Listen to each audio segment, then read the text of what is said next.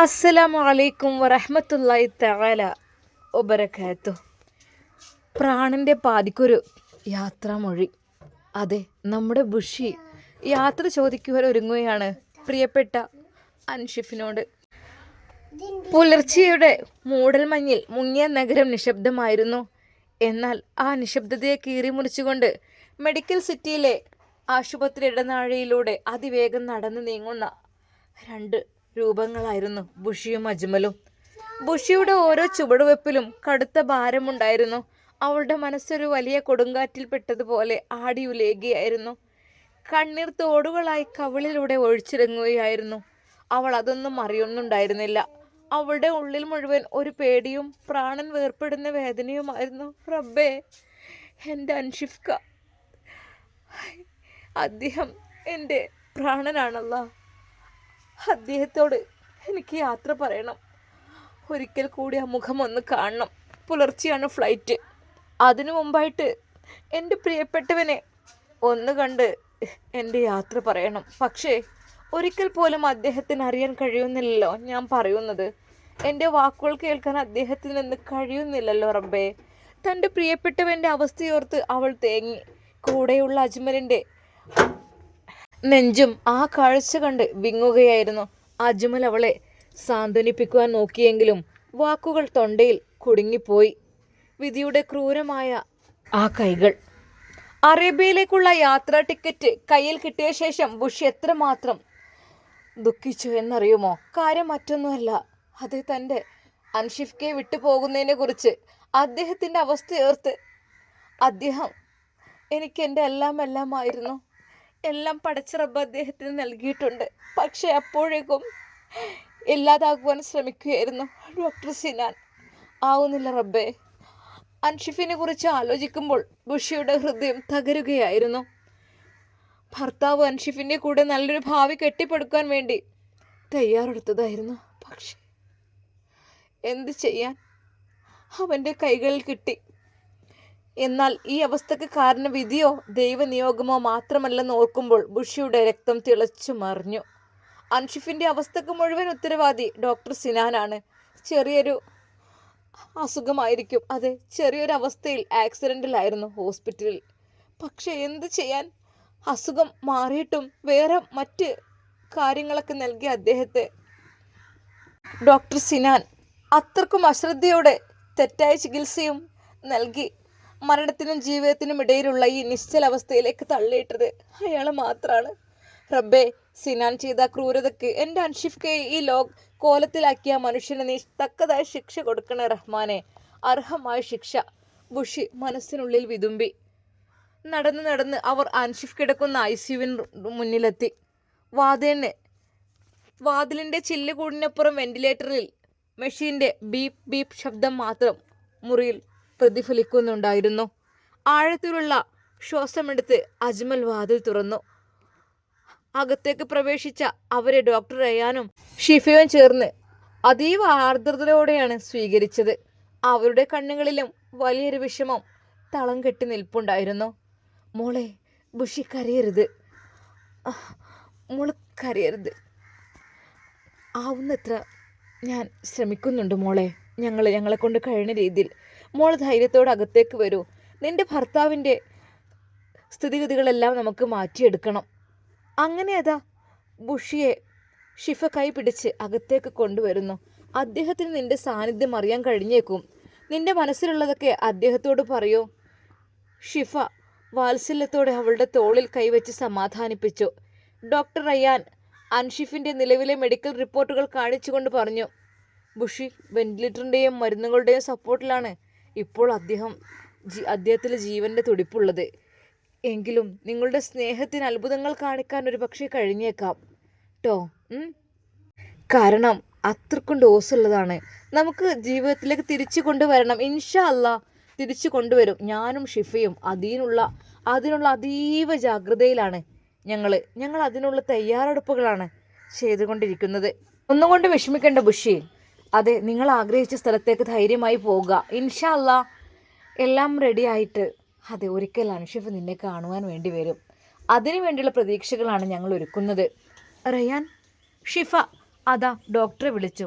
ആ ഷിഫ, എനിക്ക് സത്യം പറഞ്ഞാൽ ബുഷിയുടെ അവസ്ഥ ആലോചിച്ചിട്ട് വല്ലാത്ത വിഷമം തോന്നാണ്. ആ പെൺകുട്ടിക്ക് എത്രമാത്രം ആഗ്രഹിക്കുന്നുണ്ട് തൻ്റെ ഭർത്താവിനോടൊന്ന് ചേരാൻ വേണ്ടിയിട്ട്. പക്ഷേ എന്ത് ചെയ്യും, വല്ലാത്തൊരവസ്ഥ തന്നെയാണല്ലേ. ഷിഫ വിഷമിക്കണ്ട, ഇൻഷാ അല്ലാ നമുക്ക് നല്ലൊരു ജീവിതം അവൾക്ക് കൊടുക്കാൻ വേണ്ടി കഴിയും എന്നെനിക്ക് നല്ല ഉറപ്പുണ്ട്. അങ്ങനെ അത് ബുഷി പതുക്കെ പതുക്കെ കാലുകൾക്ക് ഭാരമില്ലാത്തതുപോലെ ബുഷി അൻഷിഫ് കിടക്കുന്ന കട്ടിലിനരികിലേക്ക് നടന്നു. അതെ, വെളുത്തു തുടുത്ത ആ മുഖം, ആ മനോഹരമായ ആ കണ്ണുകൾ അടഞ്ഞു കിടക്കുന്നു. അതെ, മനോഹരമായ ആ ചുവന്ന ചുണ്ടുകൾ അടഞ്ഞ് അനക്കമില്ലാതെ കിടക്കുന്ന തൻ്റെ പ്രിയപ്പെട്ടവൻ, തനിക്ക് വേണ്ടി ആഗ്രഹിച്ച, തനിക്ക് വേണ്ടി മാത്രം ജീവിച്ച മനുഷ്യൻ ഇന്ന് ജീവൻ്റെ അവസാന ശ്വാസത്തിലേക്ക് മല്ലടിക്കുന്ന പോലെയാണ് അവൾക്ക് തോന്നിയത്. കട്ടിലിൻ്റെ കൈപ്പിടിയിൽ അവൾ തളർന്നു വീഴാൻ പോയി. പെട്ടെന്ന് അജ്മൽ താങ്ങി പിടിച്ചു. അവൾ തൻ്റെ വിറക്കുന്ന കൈകൾ നീട്ടി അൻഷിഫിൻ്റെ തണുത്ത് വിറച്ച കൈകളിൽ തൊട്ടു. അൻഷിഫ്ക, ഞാൻ വന്നിട്ടുണ്ട്, നിങ്ങളുടെ ബുഷി വന്നിട്ടുണ്ട് അൻഷിഫ്ക. ഒന്ന് നോക്കി അൻഷിഫ്ക, ഒന്ന് കണ്ണു തുറന്ന് എന്നെ നോക്കൂ. അവളുടെ തൊണ്ടയിടറി. കരച്ചിലടക്കാൻ കഴിയാതെ അവൾ കട്ടിലിൻ്റെ ആ കൈകളിൽ മുഖം ചേർത്തു. അറേബ്യയിലേക്ക് പോകുവാൻ ഇനി മണിക്കൂറുകൾ മാത്രമേ ബാക്കിയുള്ളൂ. അതെ, പുലർച്ചെയുള്ള ഫ്ലൈറ്റിൽ എൻ്റെ ഇക്ക, ഞാൻ നാട് വിട്ടു പോവുകയാണ്. പക്ഷേ ഈ അവസ്ഥയിൽ നിങ്ങളെ വിട്ട് എങ്ങനെ എനിക്ക് മുന്നോട്ട് പോകാൻ കഴിയും? എൻ്റെ മനസ്സ് മുഴുവൻ ഇവിടെ റൂമിൽ നിങ്ങളുടെ ഈ കട്ടിലിനരികിലാണ്. നിങ്ങൾക്ക് കേൾക്കാൻ കഴിയുന്നുണ്ടോ ഞാൻ പറയുന്നത്? ഒടുവിലായി ഒരക്ഷരം മിണ്ടാൻ പോലും നിങ്ങൾക്ക് കഴിയുന്നില്ലല്ലോ. റബ്ബേ, റൂമിലുള്ള എല്ലാവരുടെയും കണ്ണുകൾ നിറഞ്ഞ് ആ കാഴ്ചകൾ കണ്ട് ഈറനണിഞ്ഞു. അവൾ അൻഷിഫിൻ്റെ നെഞ്ചിൽ പതുക്കെ തലവെച്ചു. ആ നെഞ്ചിൻ്റെ ചെറിയൊരിടിപ്പ് പോലും അവൾ തൻ്റെ ഉള്ളറിഞ്ഞ് അനുഭവിക്കാൻ ശ്രമിച്ചു. അതെ, എന്നെ ചേർത്ത് പിടിച്ചിരുന്നു. പക്ഷേ എന്ത് ചെയ്യാൻ, ജീവിതം തുടങ്ങിയിട്ടേ ഉള്ളൂ. ഞങ്ങൾ ജീവിതം തുടങ്ങിയപ്പോഴേക്കും എന്നിൽ നിന്ന് അകറ്റി മാറ്റുവാൻ വേണ്ടി ശ്രമിച്ചു. എൻ്റെ പ്രിയപ്പെട്ട അൻഷിഫ്ക, ഞാനൊരു ജോലിക്ക് വേണ്ടിയോ പണത്തിനു വേണ്ടിയോ അല്ല പോകുന്നത്. അതെ, ഞാൻ ഇവിടുന്ന് പോകുന്നത് അനിവാര്യമാണ്. എൻ്റെ അൻഷിഫ്കയുടെ ബുഷിയുടെ ഭാവിക്ക് അതാണ് ഏറ്റവും മെച്ചം. അതായത് ഞാൻ ഇവിടെ നിന്ന് കഴിഞ്ഞാൽ എന്നെ ഉറപ്പായിട്ടും അതെ ആ സിനാൻ എന്നെ കല്യാണം കഴിച്ചു കൊണ്ടുപോകും. പിന്നെ എനിക്ക് ദുരിത ജീവിതമായിരിക്കും. അതുകൊണ്ട് ഇവിടുന്ന് രക്ഷപ്പെട്ടേ മതിയാവും. ജീവനെ ഭയന്നിട്ടല്ല അൻഷിഫ്ക ഞാൻ, പക്ഷേ എനിക്ക് എൻ്റെ അൻഷിഫക്കാക്കൊന്നും സംഭവിക്കരുത്. അതിനു വേണ്ടിയിട്ട് ഒരു പക്ഷേ അയാൾ ഒന്നിനും മടിക്കില്ല. ബുഷി ഹൃദയം പൊട്ടി കരഞ്ഞു. അവളുടെ കണ്ണീർ തുള്ളികൾ അതാ അദ്ദേഹത്തിൻ്റെ നെഞ്ചിലേക്ക് ഉറ്റി വീണു. അവൾ ആ രോമാവൃതമായ നെഞ്ചിലേക്ക് തൻ്റെ മുഖം അമർത്തിപ്പിടിച്ച് കരഞ്ഞു. എൻ്റെ അൻഷിഫ്ക, എനിക്ക് നിങ്ങളെ വിട്ടു പോയേ മതിയാവും, അല്ലെങ്കിൽ അയാൾ എന്നെ ഉപദ്രവിക്കും. ഒരിക്കൽ പോലും എന്നെ അൻഷിഫ്ഖാനെ കാണാൻ പോലും സമ്മതിക്കില്ല. കാരണം എൻ്റെ അൻഷിഫ്ക്കയുടെ കയ്യിൽ നിന്ന് അയാൾ എന്നെ തട്ടിപ്പറിച്ചിട്ടുണ്ട്. അതായത് ഡൈവേഴ്സ് നോട്ടീസ് വരെ പുറപ്പെടുവിച്ചു. അതൊക്കെ എന്തിൻ്റെ അർത്ഥത്തിലാണ് എനിക്കറിയില്ല. എൻ്റെ അൻഷിഫ്ക എന്നെ മൊഴി ചെല്ലില്ല, എനിക്ക് നന്നായിട്ടറിയാം. അൻഷിഫ്ക, ഞാൻ പോട്ടെ, നിങ്ങളെ ബുഷി പോവുകയാണ് കേട്ടോ. പക്ഷേ നിങ്ങൾ ഈ കിടക്കയിൽ കിടക്കുമ്പോൾ എന്നെ യാത്രയാക്കാൻ വേണ്ടി ഒന്ന് കണ്ണ് തുറക്കാൻ പോലും നിങ്ങൾക്കാകുന്നില്ലല്ലോ. എൻ്റെ അരികിൽ നിങ്ങളില്ലല്ലോ. ആ ഡോക്ടർ സിനാൻ, അവൻ ചെയ്ത ക്രൂരതയ്ക്ക് ദൈവം കൃത്യമായ കണക്ക് ചോദിക്കും. ആ നാളുകൾ കാണാൻ വേണ്ടി നിങ്ങൾ പെട്ടെന്ന് എഴുന്നേറ്റ് വരണം അൻഷിഫ്ക. എനിക്ക് വേണ്ടി കാത്തിരിക്കണം. പുറത്തുനിന്ന് ക്ലോക്കിലെ സൂചികൾ വേഗത്തിൽ നീങ്ങിക്കൊണ്ടിരുന്നു. സമയം കടന്നു പോയിക്കൊണ്ടിരിക്കുകയാണ്. എയർപോർട്ടിലേക്ക് പുറപ്പെടേണ്ട അവസാന നിമിഷം എത്തിക്കഴിഞ്ഞു. അജ്മൽ പതുക്കെ മുന്നോട്ട് വന്നു. സങ്കടത്തോടെ അവൻ ബുഷിയുടെ തോളിൽ തൊട്ടുകൊണ്ട് പറഞ്ഞു, ബുഷി മോളെ, ഇനി വൈകിയാൽ ഫ്ലൈറ്റ് മിസ്സാകും. നമുക്ക് ഇറങ്ങേണ്ട സമയമായി. എയർപോർട്ടിലെത്താൻ ഇനിയും ദൂരമുണ്ട്. അജ്മലിൻ്റെ ആ വാക്കുകൾ ബുഷിയുടെ നെഞ്ചിൽ തീ കോരിയിട്ടു. അവൾക്ക് അവിടെ നിന്നും കാലെടുക്കാൻ തോന്നിയില്ല. എങ്കിലും യാത്ര പറയാൻ സമയമായിരിക്കുന്നു. അൻഷിഫ്ക, ഇക്ക, നിങ്ങളെ വിട്ട് ഞാൻ എങ്ങനെ പോവുക? എനിക്ക് കഴിയുന്നില്ലല്ലോ. അദ്ദേഹത്തിൻ്റെ മനോഹരമായ മുഖത്തേക്ക് അവൾ നോക്കി. അതാ അദ്ദേഹത്തിൻ്റെ കണ്ണുകളിലേക്ക് മുഖത്തേക്ക് അവളുടെ കണ്ണുനീർ ഉറ്റി വീണു. എന്നാൽ അതാ അജ്മൽ അവളെ പിടിച്ച് വലിക്കുവാൻ ശ്രമിക്കുന്നു. മതി ബുഷി, എല്ലാം ഷിഫയാകട്ടെ, എന്നിട്ട് നമുക്ക് പുതിയൊരു ജീവിതത്തിലേക്ക് പ്രവേശിക്കാം. എന്നാൽ പെട്ടെന്ന് അതാ ഡോക്ടർ റയാൻ പറഞ്ഞു, അതെ അജ്മൽ സാർ, വേണ്ട. അവൾ അവളുടെ മനസ്സിൽ സങ്കടങ്ങളെല്ലാം അവിടെ പെയ്തൊഴിയട്ടെ. എങ്കിൽ മാത്രമേ അവളുടെ ജീവിതത്തിന് യാത്രക്ക് ഒരു സന്തോഷം ഉണ്ടാവുകയുള്ളൂ. അല്ല എങ്കിൽ ഒരിക്കൽ പോലും സന്തോഷം ഉണ്ടാവില്ല. സന്തോഷമില്ലെങ്കിൽ അവൾ എല്ലാം കരഞ്ഞ് പെയ്തൊഴിയട്ടെ. അജ്മലിൻ്റെ ആ വാക്കുകൾ ബുഷിയുടെ നെഞ്ചിൽ തീ കോരിയിട്ടു. അവൾക്ക് അവിടെ നിന്നും കാലെടുക്കുവാൻ കഴിയുന്നില്ല. ഇക്ക, മോളെ ബുഷി, അതെ, എല്ലാം അവൻ റെഡിയായിട്ട് വരും. നീ വിഷമിക്കല്ലേ പറഞ്ഞേ. നീ വിഷമിക്കുമെന്ന് കാണുമ്പോൾ ഇക്കാക്ക് സഹിക്കുന്നില്ലടി. നീ മതി കരഞ്ഞത്. നിന്റെ കരച്ചിൽ താങ്ങാനുള്ള ശേഷി എനിക്കില്ല. അജ്മലും കരയുകയായിരുന്നു. ഒരു ഭാഗത്ത് ഉമ്മയുടെ ആ ഒരു അവഗണന, അതെ, തന്നെക്കാളേറെ ഉമ്മ സിനാനെ സ്നേഹിക്കുന്നുണ്ട് എന്നുള്ള ആ ഒരു വേദന, അത് അജ്മലിനെ അത്രമാത്രം സങ്കടപ്പെടുത്തിയിരുന്നു. എൻ്റെ ഉമ്മാക്ക് വേണ്ടി ഞാൻ എല്ലാം ചെയ്തു, ഉമ്മാൻ ഒരിക്കൽ പോലും വിഷമിപ്പിക്കാതെ. എന്ത് ചെയ്യാൻ, അപ്പോഴേക്കും ഉമ്മാക്ക് മറ്റൊരാളോട് സ്നേഹമായി, മകൻ്റെ സ്ഥാനത്ത് വേറൊരാളോട് സ്നേഹം. ഇവിടെ ബുഷിയുടെ ഈ സ്ഥിതി ആലോചിക്കുമ്പോൾ എന്തിനാണ് കള്ള സിനാൻ ഇങ്ങനെ ചെയ്തത്? എൻ്റെ കുട്ടിയോട് എന്തിനാ എത്ര അവൻ വെറുപ്പ് കാണിച്ചത്? എൻ്റെ കുട്ടി എന്ത് ചെയ്തിട്ടാ? എൻ്റെ പെണ്ണ് പാവല്ലായിരുന്നോ എൻ്റെ ബുഷി? ഒരാൾക്കൊരു ഉപദ്രവം ചെയ്യാത്ത ഒരാളല്ലേ എൻ്റെ മോള്? എന്തിനാ ഓളെ ഭർത്താവിന് ഈ രൂപത്തിൽ അവനാക്കി തീർത്തത്? ഉമ്മയാണെങ്കിൽ അവനെ സപ്പോർട്ട് ചെയ്യാണ്. എന്താ റബ്ബേ എൻ്റെ അവസ്ഥ? പക്ഷേ എൻ്റെ പെണ്ണിനെ ഞാൻ കൈവിടില്ല. മോളെ ബുഷി, അതാ വീണ്ടും അജ്മൽ അവളെ താങ്ങി പിടിക്കുവാൻ വേണ്ടി നോക്കുന്നു. വാ മുത്തേ, നമുക്ക് പോവാം. വരി, ഇവിടെ വിട്ട് നമുക്ക് പോയാലേ സമാധാനം ഉണ്ടാവുള്ളൂ. നമ്മുടെ ജീവിതം നമ്മൾ ഉപ്പ പോയതോടുകൂടെയൊക്കെ കഴിഞ്ഞു മോളെ. എന്താ ചെയ്യുക? ഉമ്മയുടെ ഈ മനംമാറ്റം, സിനാനോടുള്ള സ്നേഹം, ഇതൊക്കെ കാണുമ്പോൾ എനിക്ക് മോളെ വാ എണീക്ക്, ഇനി മതി കരഞ്ഞത്. കരഞ്ഞ് എൻ്റെ കുട്ടി തളർന്നു പോകും. അജ്മൽ അവളെ പതുക്കെ അതാ എഴുന്നേൽപ്പിക്കുവാൻ വേണ്ടി ശ്രമിക്കുന്നു. എന്നാൽ അതാ അവൾ ഒരിക്കൽ കൂടി അവൾ നേരെ എഴുന്നേറ്റ് അൻഷിഫിൻ്റെ അരികിലേക്ക് കുനിഞ്ഞു. അവൻ്റെ ചൂടുള്ള നെറ്റിയിൽ അവളുടെ ചുണ്ടുകൾ ചേർത്ത് അവസാനമായി ഒരു ഉമ്മ കൊടുത്തു.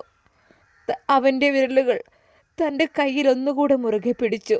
അൻഷിഫ്ക, ഞാൻ പോകുന്നു അറേബ്യയുടെ മണ്ണിലേക്ക്. പക്ഷേ എൻ്റെ പ്രാണൻ ഇവിടെ നിങ്ങളുടെ അരികിൽ തന്നെ ഉണ്ടാകും. അതെ, ഞാനവിടെ ജോലിക്ക് പോകും അൻഷിഫ്ക. വെറുതെ ഇരിക്കണ്ടല്ലോ, ഞാൻ പഠിച്ചതല്ലേ. ഇനി എൻ്റെ ഭർത്താവിന് വേണ്ടിയിട്ടുള്ള എല്ലാ ട്രീറ്റ്മെൻറ്റിനും അത് എൻ്റെ ക്യാഷ് കൊണ്ടായിരിക്കണം. അതൊരിക്കലും ഒരാളുടെ ഔദാര്യം വേണ്ട. ഞാൻ ജോലിയെടുത്ത് അതെല്ലാം അയച്ചു തരുന്നുണ്ട് അൻഷിഫ്ക, നിങ്ങൾ അസുഖം മാറാൻ. എന്നാലും എനിക്ക് നിങ്ങളെ വേണം. ഞാൻ നാളെ മുതൽ ജോയിൻ ആകും ഇൻഷാ അല്ലാ. അതെ, എനിക്ക് അറബി ഉമ്മയുടെ ആ വലിയ അൽഷിഫ ഹോസ്പിറ്റലിൽ ജോലി കിട്ടുമ്പോൾ ഞാൻ അതിൽ നിന്നുള്ള സാലറി എൻ്റെ പ്രിയപ്പെട്ട ഭർത്താവിൻ്റെ അസുഖം ഭേദമാവാൻ വേണ്ടിയുള്ള ട്രീറ്റ്മെൻറ്റിന് അയക്കും.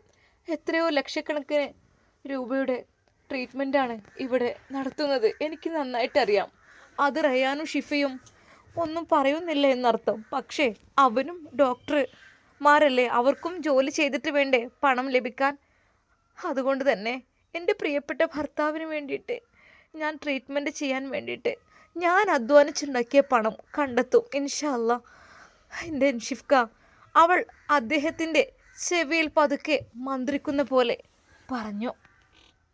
അൻഷിഫ്ക, ജോലി കഴിഞ്ഞ് പണവുമായി ഞാൻ തിരികെ എത്തുമ്പോൾ നിങ്ങൾ ചിരിച്ചുകൊണ്ട് കണ്ണു തുറന്ന് എന്നെ എതിരേൽക്കാനുണ്ടാകണം. ഞാൻ വരും, കാത്തിരിക്കണം. കണ്ണീർ കടലിൽ മുങ്ങി ഹൃദയം നുറുങ്ങുന്ന വേദനയോടെ ബുഷി ആ ICU മുറിയിൽ നിന്ന് ഇറങ്ങുവാൻ വേണ്ടി നിൽക്കുന്നു. ഒരിക്കൽ കൂടി തൻ്റെ പ്രിയപ്പെട്ട ഭർത്താവിൻ്റെ അരികിലേക്ക് അവൾ ഓടിച്ചെന്നു. അതെ, അദ്ദേഹത്തെ വാരിപ്പുണർന്ന് അദ്ദേഹത്തിൻ്റെ ചുണ്ടുകളിൽ, കവിളുകളിൽ, നെറ്റിയിൽ അവൾ മാറി മാറി ചുംബനങ്ങൾ അർപ്പിച്ചു. എൻ്റെ അൻഷിഫ്ക, അവളുടെ കണ്ണുനീർ അദ്ദേഹത്തിൻ്റെ കൂണിനുള്ളിലേക്ക് ഉറ്റി വീണു. അതെ, ഒരു നിമിഷം അദ്ദേഹത്തിൻ്റെ കണ്ണുകൾ പതുക്കെ അനങ്ങുന്ന പോലെ. ഇല്ല, കണ്ണ് തുറക്കാൻ കഴിയുന്നില്ല. എന്നാൽ രണ്ട് കണ്ണിൽ നിന്നും കണ്ണീർ ഒലിച്ചിറങ്ങുന്നത് ബുഷി കണ്ടു. അദ്ദേഹത്തിൻ്റെ കവിളിലൂടെ കണ്ണുനീർ ഒലിച്ചിറങ്ങുന്നു. അവൾ പെട്ടെന്ന് തന്നെ തൻ്റെ കൈകൾ കൊണ്ട് അത് തോർത്തിക്കൊടുത്തു. ആ കവിളിൽ ഒരുപാട് ചുംബനങ്ങൾ അർപ്പിച്ചു. കണ്ണുകളിൽ, ആ നനഞ്ഞ കണ്ണുനീർ മെഴികളിൽ അവൾ ചുംബനങ്ങൾ അർപ്പിച്ചു. അദ്ദേഹത്തിൻ്റെ ആ കണ്ണുനീർ അവളുടെ ചുണ്ടിലേക്കായി. മതി, ഇനി മതി. അജ്മൽ കരയുകയായിരുന്നു അവസ്ഥ കണ്ടിട്ട്. മതി പെണ്ണെ, മതി, ഇനി വേണ്ട. ഇനി കരഞ്ഞ് എൻ്റെ കുട്ടിക്ക് എന്തെങ്കിലും ആവും. അജ്മൽ അതാ അവളെ അവൻ്റെ ആ ശരീരത്തിൽ നിന്നും പിടിച്ച് പറിച്ചെടുക്കുന്നു. ഇക്ക, കുറച്ചുകൂടി എനിക്ക് എൻ്റെ അൻഷിഫ്കയെ ഒന്നുകൂടി കണ്ടോട്ടെ പ്ലീസ് ഇക്ക, എന്നെ അങ്ങോട്ടേക്ക് വിടൂ. ആശുപത്രിയുടെ വെളുത്ത ചുവരുകളെ പോലും ഭയപ്പെടുത്തുന്ന നിലവിളി ആരുടെയും കരളലിയിപ്പിക്കുന്നതായിരുന്നു. ബുഷി തൻ്റെ കൈകളാലും മുഖം പൊത്തി ICUവിൻ്റെ വാതിലിനരികെ നിലത്ത് വീണുപോയി. ആ കാഴ്ച കണ്ടു നിന്ന് റയാൻ്റെയും ഷിഫയുടെയും കണ്ണുകൾ അറിയാതെ ഏറിനണിഞ്ഞു. കൂടെ ഉണ്ടായിരുന്ന അജ്മലിൻ്റെ തൊണ്ടയിടറി. വിതുമ്പലിൽ അദ്ദേഹത്തിൻ്റെ വാക്കുകൾ പുറത്തു വന്നില്ല. അൻഷിഫ്, അവളുടെ പ്രാണൻ്റെ പ്രാണൻ, ജീവൻ്റെ തുടിപ്പ്, എല്ലാമായി ആ മനുഷ്യൻ ഇന്ന് അനക്കമില്ലാതെ വെന്റിലേറ്ററിനുള്ളിൽ കിടക്കുകയാണ്. പുലർച്ചെയുള്ള വിമാനത്തിൽ കടൽ കടന്ന് അറേബ്യയിലേക്ക് പറക്കേണ്ടവളാണ് ബുഷി. എന്നാൽ ആ യാത്രയെ അവൾ ഇപ്പോൾ ശപിക്കുകയാണ്. അല്ലാ, ഇവിടുന്ന് പറന്നകന്ന് കഴിഞ്ഞാൽ, ഈ കടലുകൾ താണ്ടി അക്കരെ എത്തിയാൽ പിന്നെ എനിക്കൊരിക്കലും എൻ്റെ അൻഷിഫ് ഖാനെ കാണാൻ പറ്റില്ലല്ലോ റബ്ബേ. ഒരു വീഡിയോ കോൾ ചെയ്യാൻ പോലും പറ്റില്ല. കാരണം എൻ്റെ ഭർത്താവിന് സംസാരിക്കാൻ കഴിയുന്നില്ല. എനിക്കൊരിക്കലും എൻ്റെ അൻഷിഫ് ഖാനെ കാണാൻ പറ്റില്ലല്ലോ റബ്ബേ. കണ്ണത്താ ദൂരത്തേക്ക് ആരും തുണയില്ലാതെ എൻ്റെ ഇക്കയെ ഞാൻ ഇവിടെ തനിച്ചാക്കി ഇട്ടിട്ട് പോവുകയല്ലേ. എൻ്റെ അൻഷിഫ്കയെ ഞാൻ ഈ ഹോസ്പിറ്റലിൽ തനിച്ചാക്കി പോയാൽ പിന്നെ എനിക്ക് ആരാണുള്ളത്? എനിക്ക് ആരാണ് ഈ ലോകത്ത്?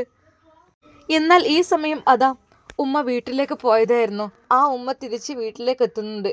തൻ്റെ പ്രിയപ്പെട്ട ബുഷി കരയുന്നത് കണ്ടപ്പോൾ ഉമ്മ അവളെ കെട്ടിപ്പിടിച്ച്, മോളെ ബുഷി, ഉമ്മ, നമ്മൾ അൻഷിഫ്ക എന്താ ഉമ്മ ഞാൻ ചെയ്യും? മോളെ, എല്ലാം അള്ളാഹുവിൻ്റെ കലാ അല്ലേ, എല്ലാം നടക്കും. നമ്മൾ പറഞ്ഞിട്ട് കാര്യമില്ലല്ലോ. ഞാൻ വിചാരിച്ചു പഠിച്ചവൻ എൻ്റെ കുട്ടി എനിക്ക് ജീവനോടെ എൻ്റെ മുമ്പിൽ കിടന്നാൽ മതി എന്ന് പറഞ്ഞു. ആ നിലക്ക് പഠിച്ചവൻ എനിക്ക് എത്തിച്ചു തന്നിക്കണ്. മോളെ, ഉമ്മ, ഞാൻ എന്താ ഉമ്മ ചെയ്യുക?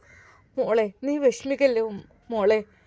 ബുഷിയുടെ ഓരോ വാക്കിലും ജീവൻ വെടിയുന്നത് പോലെയുള്ള വേദനയുണ്ടായിരുന്നു.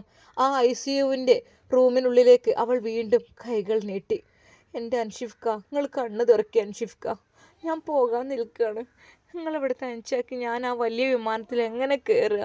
എൻ്റെ കാൽപ്പാടുകൾ പോലും ഈ ആശുപത്രിയുടെ പടിയിറങ്ങാൻ മടിക്കുകയാണ് അൻഷിഫ്ക. നിങ്ങളില്ലാതെ ഞാൻ എങ്ങോട്ടാണ് പോകേണ്ടത് റഹ്മാനെ? ആ തണുത്ത മുറിയിലിരുന്ന് അവൾ വാവിട്ട് കരഞ്ഞു. ആ കരച്ചിൽ കേട്ട് അതാ ഡോക്ടർ ഷിഫ ഓടിയെത്തി. അവളെ നെഞ്ചോട് ചേർത്ത് പിടിച്ചു. മോളെ ബുഷി, കരഞ്ഞ് നീ തളരല്ലേ. റബ്ബിൻ്റെ വിധി എങ്ങനെയൊക്കെ ആയിപ്പോയില്ലേ. അവന് നിൻ്റെ യാത്രയിൽ ഒരു നല്ല നാളെ കരുതിയിട്ടായിരിക്കും. മോളെ എഴുന്നേൽക്ക്, പോകാം. ബുഷി, മോളെ എഴുന്നേൽക്ക്.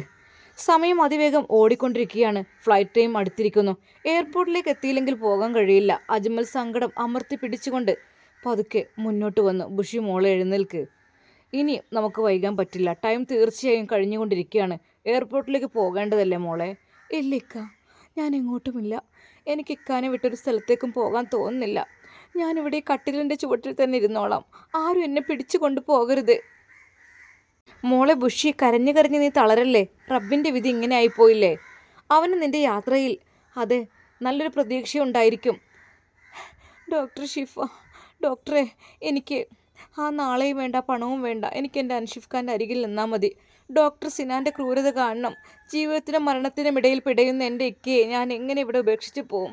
അല്ലാ, ആ സിനാൻ ചെയ്ത തെറ്റ് നീ അവന് പുറത്ത് കൊടുക്കരുത്. അവനെ ഇത്രയും വേദന അനുഭവിപ്പിക്കണം അല്ലാ, അവൾ വിതുമ്പിക്കൊണ്ട് പറഞ്ഞു. എന്നാൽ അജ്മൽ ഇത്തവണ അല്പം സ്ട്രോങ് ആയി. ബുഷി, ഇനി ടൈമില്ല കേട്ടോ. അവൾ അൻഷിഫിൻ്റെ കിടക്കരികിലേക്ക് വീണ്ടും ആഞ്ഞെടുത്തു. അനക്കമില്ലാതെ ആ മുഖത്ത് അവൾ അവളുടെ കണ്ണീർ വീഴ്ത്തി. അൻഷിഫ്ക, നിങ്ങൾ എന്നോട് ഒരക്ഷരം മിണ്ടുന്നില്ലല്ലോ. ഞാൻ അറേബ്യയിലേക്ക് പോവുകയാണെന്ന് പറഞ്ഞിട്ട് പോലും നിങ്ങൾ എന്തോ ഒന്നും ചോദിക്കാത്തത്. എന്നോട് ദേഷ്യമാണോ ഇക്ക? ഞാൻ പോരുമ്പോൾ എന്നെ ഒന്ന് അനുഗ്രഹിക്കാൻ പോലും നിങ്ങൾക്ക് കഴിയുന്നില്ലല്ലോ. മുറിയിലാകെ ഒരു ശ്മശാന മൂകത പരന്നു. വെന്റിലേറ്ററിൻ്റെ ശബ്ദം മാത്രം ആ ഭീകരമായ നിമിഷത്തിൻ്റെ ആഴം കൂടിക്കൊണ്ടിരുന്നു. വിടപറയലിൻ്റെ ആ ഒരു വിങ്ങൽ. അവസാനം തങ്ങളെ കാത്തിരിക്കുന്ന ടാക്സിയുടെ ഹോൺ ശബ്ദം പുറത്തുനിന്ന് കേട്ടു. ഇനി ഒട്ടും സമയം ബാക്കിയില്ല. അജ്മൽ ബുഷിയെ ബലമായി പിടിച്ചെഴുന്നേൽപ്പിച്ചു. ഇല്ല ഇക്ക, എന്നെ വിടൂ ഇക്ക. അവൾ അവസാനമായി അൻഷിഫിൻ്റെ വിരലുകളിൽ മുറുകെ പിടിച്ചു. ആ ചൂട് നഷ്ടപ്പെട്ട വിരലുകൾ അവൾ തൻ്റെ നെഞ്ചോട് ചേർത്ത് വെച്ചു. ഞാൻ പോകുകയാണ് അൻഷിഫ്ക. കണ്ണ് തുറക്കില്ല നിങ്ങളെ. ആരുമില്ലാത്തൊരു ലോകത്തേക്ക് ഞാൻ തനിച്ചാക്കി പോവാണ്. എങ്കിലും ഞാൻ തിരികെ വരും. അപ്പോഴെങ്കിലും നിങ്ങൾ ചിരിച്ചുകൊണ്ട് എന്നെ നോക്കണം. വരും ഞാൻ. കണ്ണീരിൽ കുതിർന്ന മുഖവുമായി ബോധം കെട്ടി വീഴുന്ന അവസ്ഥയിൽ അജ്മലിൻ്റെ താങ്ങലോടെ ബുഷി ICUവിൻ്റെ പടിയിറങ്ങി. പുറത്തേക്ക് നടക്കുമ്പോഴും അവളുടെ പിൻവിളി ആ ആശുപത്രിയുടെ ഇടനാഴികളിൽ അലയടിക്കുകയായിരുന്നു. പ്രാണനെ ആ ഇടുങ്ങിയ മുറിയിൽ തനിച്ചാക്കി ഭയവും സങ്കടവും നെഞ്ചിലേറ്റിക്കൊണ്ട് അവൾ ആ കറുത്ത പുലർച്ചയിലേക്ക് കടൽ കടക്കുവാനുള്ള ആകാശയാത്രയ്ക്ക് വേണ്ടി ഒരുങ്ങുകയാണ്. അവൾ ഒരിക്കൽ കൂടി തിരിഞ്ഞു നോക്കി. ഇല്ല, ആ റൂമിനകത്ത്, ആ ഗ്ലാസിട്ട റൂമിനകത്ത് എൻ്റെ പ്രിയപ്പെട്ട അൻഷിഫ്ക, അതെ, അദ്ദേഹം ഒന്നും അറിയാതെ കിടക്കുകയാണല്ലോ. ഞാൻ പോകുന്നത് പോലെ അദ്ദേഹം അറിയുന്നില്ലല്ലോ റബ്ബേ. അവൾ വിതുമ്പിക്കരഞ്ഞു. ആശുപത്രിയുടെ വെളുത്ത ചുവരുകളും വെന്റിലേറ്ററിൻ്റെ ബീപ്പ് ശബ്ദവും പിന്നിലായി മാഞ്ഞു തുടങ്ങി. വിസയും ടിക്കറ്റും പാസ്പോർട്ടും ഒപ്പം അത്യാവശ്യമുള്ള കുറച്ച് ഡ്രസ്സുകളുമടങ്ങിയ ബാഗുകൾ അജ്മൽ നേരത്തെ തന്നെ ഭദ്രമായി പാക്ക് ചെയ്ത് വച്ചിട്ടുണ്ടായിരുന്നു. മാനസികമായി തകർന്നു പോയ ബുഷിയുടെ വസ്ത്രങ്ങളും ബാഗുമെല്ലാം ഒരു ജ്യേഷ്ഠൻ്റെ കരുതലോടെയാണ് അവനന്ന് തയ്യാറാക്കിയത്. എല്ലാം അവൻ്റെ കൈകളിൽ ഭദ്രമായിരുന്നു. പോരാത്തതിന് 2 കൂട്ട് ഡ്രസ്സ് കൂടെ ബുഷിക്ക് വേണ്ടി വാങ്ങിച്ചു. ശരിക്കും പറഞ്ഞാൽ ആ നിമിഷം ബുഷി ഒരു ഭ്രാന്തിയെ പോലെ ആയിരുന്നു.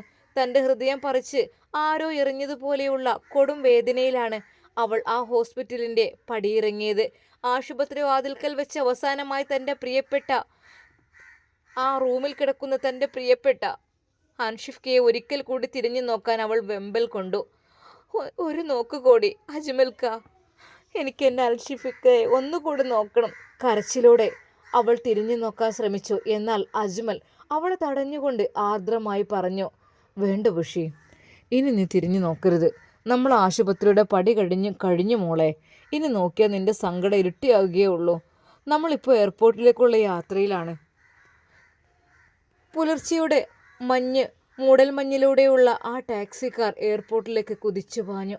ഹോസ്പിറ്റലിൽ നിന്ന് എയർപോർട്ടിലേക്ക് ഏകദേശം 1/4 മണിക്കൂറോളം ദൂരമുണ്ട്. ആ യാത്ര നീണ്ടുപോകുന്തോറും ബുഷിയുടെ ഉള്ളിൽ തീ ആടി പളരുന്നുണ്ടായിരുന്നു. അവൾ കാറിൻ്റെ സീറ്റിലിരുന്ന് വിതുമ്പി. കണ്ണീർ തോടുകളായി ഒഴുകിയിറങ്ങിക്കൊണ്ടേയിരുന്നു. അജ്മൽ അവളുടെ അരികിൽ ചേർന്നിരുന്നു. ആ തണുത്ത ഉരുളുകൾ തൻ്റെ കൈകളിൽ കോർത്തി പിടിച്ചുകൊണ്ട് അവൻ അവളെ ആശ്വസിപ്പിച്ചുകൊണ്ടിരുന്നു. നീ വിഷമിക്കല്ലേ ബുഷി, നിനക്ക് വേണ്ടി എല്ലാം ആ പടച്ചറബ് നല്ല രീതിയിൽ നടത്തിത്തരും. കരഞ്ഞ് നീ തളരരുത് ബുഷി. അതെ, നമുക്ക് ഏകദേശം 3, 4, 5 മണിക്കൂർ യാത്രയുണ്ടാകും. നീ ഇങ്ങനെ കരഞ്ഞാൽ എങ്ങനെ? കരഞ്ഞ് നീ തളരരുത്. നല്ലൊരു നാളേക്ക് വേണ്ടി, നമ്മുടെ കുടുംബത്തിന് ഭാവിക്ക് വേണ്ടി നീ ഈ യാത്ര പോയേ തീരൂ. അജ്മൽ പറഞ്ഞ വാക്കുകളിൽ വലിയൊരു സത്യസന്ധതയുണ്ടായിരുന്നു. ആ യാത്രയുടെ കാരണം ഓർക്കുമ്പോൾ ബുഷിയുടെ രക്തം തിളച്ചു. അല്ല ജമീൽക്ക, ഞാൻ പോയില്ലെങ്കിൽ അൻഷിഫ്ഖാൻ്റെ അവസ്ഥ. അവൾ ഇടറി. അതേ മോളെ, അജ്മൽ ഗൗരവത്തോടെയും സങ്കടത്തോടെയും തുടർന്നു. നീ അവിടെ തന്നെ നിന്നാൽ ആ ഡോക്ടർ സിനാൻ വീണ്ടും അൻഷിഫിനെ ഉപദ്രവിക്കും. പിന്നെ ഡോക്ടർ സിനാൻ നമ്മൾ വിചാരിച്ച പോലെ ഒന്നല്ല മോളെ. അതെ, പോലീസിൽ വരെ മൂപ്പർക്ക് ചാരന്മാരാണ്. അതായത് അയാൾക്ക് ഇഷ്ടപ്പെട്ട ആളുകളാണ് പോലീസിൽ വരെ. അവരൊക്കെ കയ്യിലെടുത്ത് നമ്മൾ കേസൊക്കെ കൊടുത്തു കഴിഞ്ഞാലും അതൊക്കെ അട്ടിമറിക്കാനും ഇതിനൊക്കെ ഒരുപാട് ആളുകളുണ്ടാവും. അപ്പോൾ അതുകൊണ്ട് തന്നെയാണ് എൻ്റെ പെങ്ങളെ ഞാൻ അവിടെ നിന്ന് രക്ഷിച്ചത്. ഇനിയും എൻ്റെ പെങ്ങളെ ഞാൻ അവിടെ ഇട്ടിരുന്നെങ്കിൽ നിന്നെ അവൻ കൊത്തി വലിക്കുമെന്നത് ഉറപ്പാണ്. പിന്നെ അവനെക്കുറിച്ച് ചില ആളുകൾക്കൊക്കെ അറിയാമല്ലോ. അതേക്ക, എല്ലാവർക്കും പണം കൊടുത്ത് മയക്കി നല്ലത് പറയിപ്പിക്കുന്ന ആ ഒരു സ്വഭാവം ഉണ്ട്. അതേ മോളെ, എൻ്റെ പെങ്ങളെ എനിക്ക് രക്ഷിക്കണം. ഉമ്മ പിന്നെ കരുതി കൂട്ടി അവൻ്റെ കൂടെ കൂടുകയാണ്. ഉമ്മാക്ക് മനസ്സിലായിക്കോടെ ഒന്നല്ലെങ്കിലും നാളെ. ഉമ്മാക്കത് മനസ്സിലായിരിക്കും. കാരണം ഇപ്പോൾ ഉമ്മാക്ക് തേനാണ്, പാലാണ് അവന് എല്ലാമാണ്. അതൊക്കെ മനസ്സിലായിക്കോളും മോളെ. നീ വിഷമിക്കല്ലേ. നീ എനിക്കറിയല്ലേ, എനിക്ക് നിൻ്റെ കരച്ചിൽ കാണാൻ കഴിയണില്ല. നമ്മളിപ്പോൾ എയർപോർട്ടിലുള്ള യാത്രയിലാണ്. നിനക്കറിയില്ല അറബി ഉമ്മയെ നിന്നെ എത്ര സ്നേഹത്തോടു കൂടി സ്വീകരിക്കും. മാത്രമല്ല ഹംദ നിനക്ക് ഇഷ്ടപ്പെട്ട നാത്തൂനായിരുന്നില്ലേ. അതെ, അവളുടെ സ്ഥിതിയൊക്കെ ഇപ്പോൾ കുറച്ച് പരിതാപകരം തന്നെയാണ്.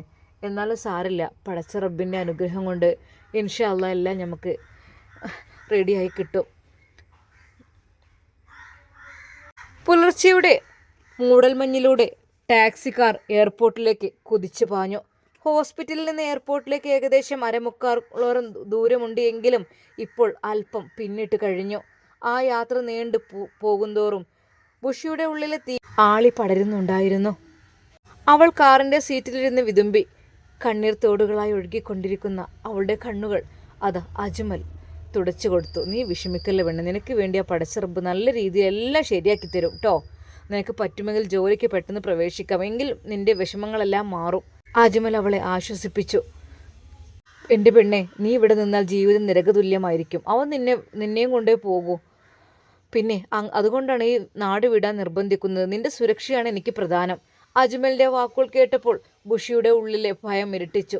തങ്ങളെ ചതിച്ച കൊടും ക്രൂരൻ്റെ മുഖം അവൾ ഓർത്തുപോയി. അല്ലാ, ഞങ്ങൾ എന്ത് തെറ്റാണ് ചെയ്തത്? ഒന്ന് ജീവിക്കാൻ ആഗ്രഹിച്ച 2 മനുഷ്യരെയാണ് അവൻ ഈ അവസ്ഥയിലാക്കിയത്.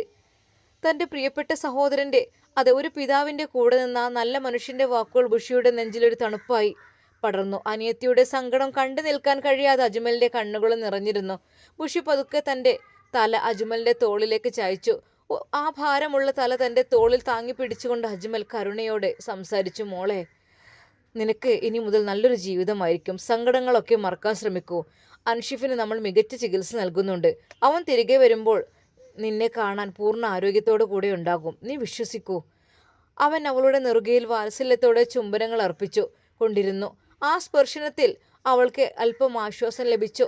എങ്കിലും ഉള്ളിൻ്റെ ഉള്ളിൽ അൻഷിഫിൻ്റെ ആ മുഖം, അദ്ദേഹത്തെ ഓർത്ത് ആ ആകാശയാത്രയുടെ നീളം അവളെ കൂടുതൽ ഭയപ്പെടുത്തിക്കൊണ്ടിരിക്കുകയാണ്. ടാക്സി കാർ വേഗമത എയർപോർട്ടിൻ്റെ ഗേറ്റിന് അരികിലേക്ക് പോയിക്കൊണ്ടിരിക്കുന്നു. ബുഷിയുടെ ഹൃദയം പിടിച്ചുകൊണ്ടേയിരുന്നു. അവളുടെ മനസ്സിൽ വന്നത് അൻഷിഫ്കയുടെ മുഖമായിരുന്നു.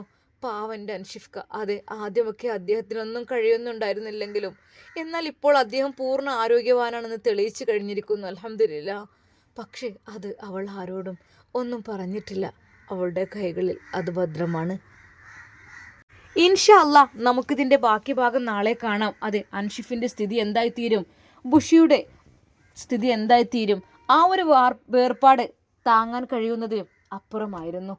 എന്തൊക്കെ തന്നെയാലും ഇൻഷാ അല്ലാ, അല്ലാഹു സുബ്ഹാനഹു വ തആല നമ്മുടെ ബുഷിയുടെ ആഗ്രഹവും അൻഷിഫിൻ്റെ ആഗ്രഹവുമെല്ലാം സാധിപ്പിച്ചു കൊടുക്കട്ടെ എന്ന് നമുക്ക് പ്രാർത്ഥിക്കാം. അതുവരേക്കും എല്ലാവർക്കും അസ്സലാമു അലൈക്കും വറഹ്മത്തുള്ളാഹി തആല വബറകാതുഹു. പ്രിയപ്പെട്ട കൂട്ടുകാരെ, ഞങ്ങളിന്ന് എയർപോർട്ടിലേക്ക് പോവാണ് കേട്ടോ. ഇൻഷാ അല്ലാ, ബ്രദറും വൈഫും കുട്ടികളൊക്കെ വരുന്നുണ്ട്. അവർ ഫ്ലൈറ്റ് കയറിയിരിക്കണമെന്ന് പറഞ്ഞു. അല്ലാഹു സുബ്ഹാനഹു വ തആല ഒരു ബുദ്ധിമുട്ടും പ്രയാസമൊന്നും ഇല്ലാതെ നാട്ടിലേക്ക് തിരിച്ചെത്തുവാനുള്ള ഭാഗ്യം നൽകി അനുഗ്രഹിക്കട്ടെ. ആമീൻ യാ റബ്ബൽ ആലമീൻ. അസ്സലാമു അലൈക്കും വറഹ്മത്തുള്ളാഹി തആല വബറകാതുഹു.